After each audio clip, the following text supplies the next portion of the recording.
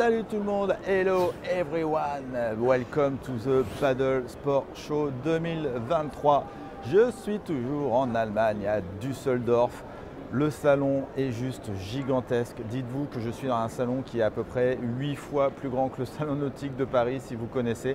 Donc il y a vraiment de tout, de tout. J'ai fait pas mal de vidéos, je vous invite à les retrouver sur Facebook, sur YouTube également et sur les magazines Foil Magazine et Subpassion. Et là, je vais continuer ma tournée. Je suis sorti du stand glisse. Et il y a plein d'autres choses à voir complètement hallucinantes. Et là, je vais faire pas mal de vidéos sur les e-foils. Il y a pas mal de marques d'e-foils qui sont là actuellement. Donc là, juste derrière moi, il y a Seafly, donc une marque de e-foil qui vient de Bulgarie et qui ont un foil super sympa, hyper intéressant. Je vous montre ça tout de suite. Allez, c'est parti, on va explorer les machines Seafly. Alors Seafly, il y a deux constructions qui sont intéressantes. Donc on a la première classique, j'ai envie de dire, en fibre, comme beaucoup de planches. Et ils ont une deuxième planche qui est un peu plus pour les écoles et les débutants. Et là, on a de la mousse. Donc ça, c'est vachement sympa.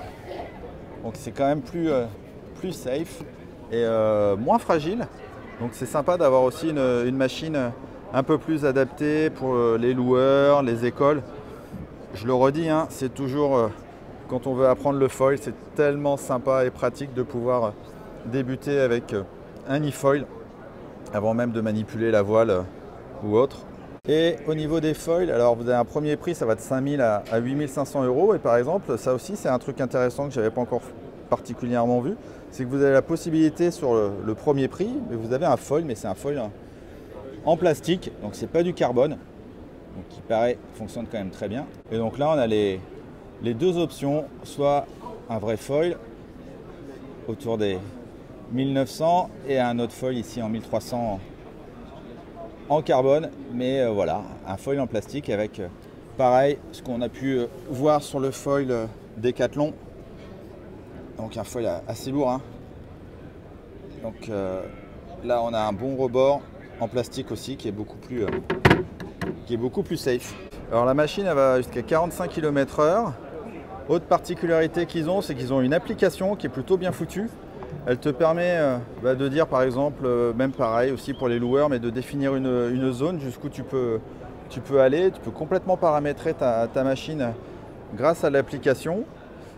Et là on a le moteur, pareil, on a deux batteries de disponibles. Une qui peut aller jusqu'à 2 heures d'autonomie et une autre plus petite. Donc tu le vois, hein, tout se passe au-dessus, au niveau des machines, comme la majorité. Pareil au niveau des mâts, tu as différents mâts. Tu as la possibilité d'avoir un mât toujours plus petit, plus court, et un mât plus long.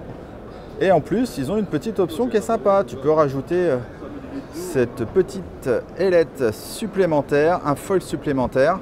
Cette petite ailette qui va te permettre de sentir quand tu es un peu trop haut, et du coup éviter que le moteur sorte.